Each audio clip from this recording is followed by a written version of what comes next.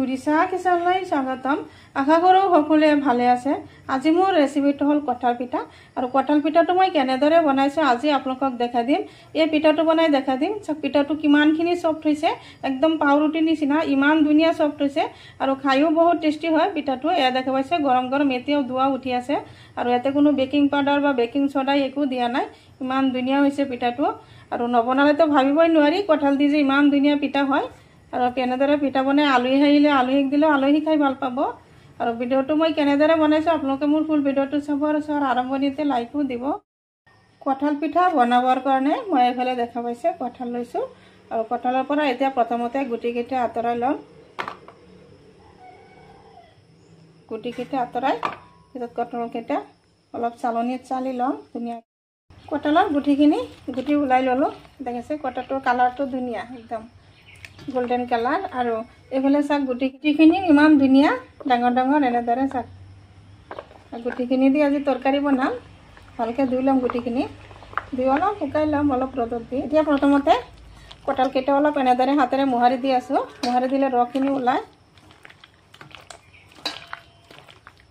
এতিয়া কঁঠালৰ ৰসটোক দি আছোঁ চাউলৰ গুটি। এই বাটি দি আধা বাটি চাউলৰ গুড়ি দি আছোঁ, শুকান চাউলৰ গুড়ি হয়। আৰু ইয়াতে দি আছোঁ ময়দা, দি আছোঁ সোৱাদ অনুসৰি আধা চামুচমান নিমখ। ইয়াতে আৰু এক্সট্ৰাকৈ চেনি নিদিওঁ যিহেতু কঁঠালখিনি বহুত মিঠা। আৰু এতিয়া ভালদৰে বেটাৰটো বনাই ল'ম।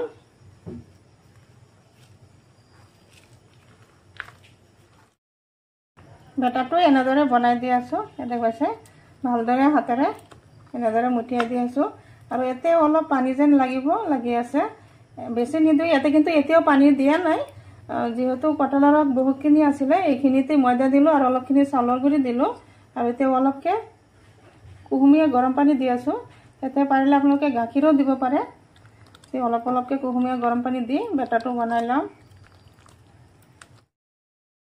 বেটাৰটো এনেদৰে বনাই ল'লোঁ। এয়া দেখা পাইছে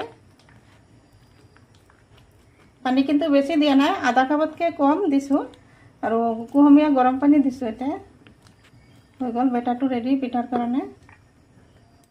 এইফালে গেছত কেৰাহী বহাইছোঁ আৰু কেৰাহীত দি দিলোঁ ৰিফাইন তেল। আৰু মই তেল পিঠা এইটো কেৰাহীতে বনাওঁ কাৰণে কেৰাহীটো ক'লা হৈ গ'ল। এইফালে বেটাৰটো আৰু এবাৰ লৰাই ল'লোঁ আৰু চামুচত অলপ বেটাৰ লৈ ল'লোঁ।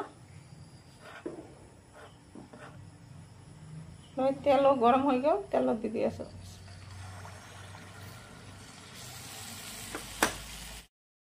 দেখা পাইছে পিঠাটো দিয়াৰ লগে লগে তেলৰ ওপৰত উঠি গৈছে আৰু ওলোটাই দিলোঁ।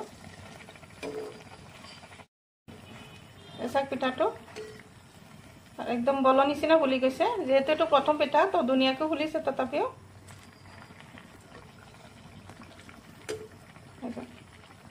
উল্টাবই নোৱাৰোঁ, ঘূৰি যায় বলৰ নিচিনা ইমান ধুনীয়াকৈ ফুলিছে।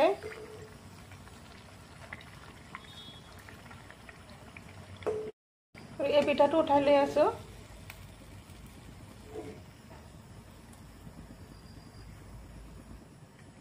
ঠিক তেনেদৰে আৰু এটা পিঠা দি দিম। এতিয়া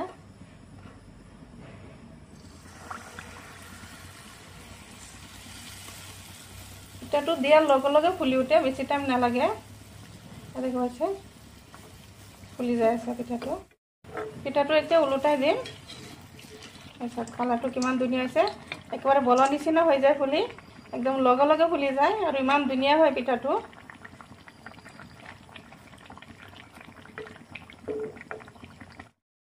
এইটো পিঠা হৈ গ'ল, এইটো পিঠা উঠাই ল'ম। চাওক এইটো পিঠা চাওক কালাৰটো কিমান ধুনীয়া। এইটো উঠাই লৈ আছোঁ। দুটা পিঠা হৈ গ'ল।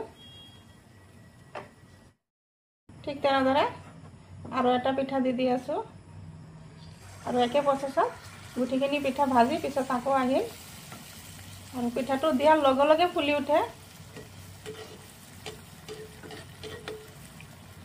দেখুৱাইছে তেলৰ ওপৰত উঠি গ'ল পিঠাটো, দিয়াৰ লগে লগে ফুলি উঠে। গুটিকেইটা কঁঠাল পিঠা বনোৱা হৈ গ'ল।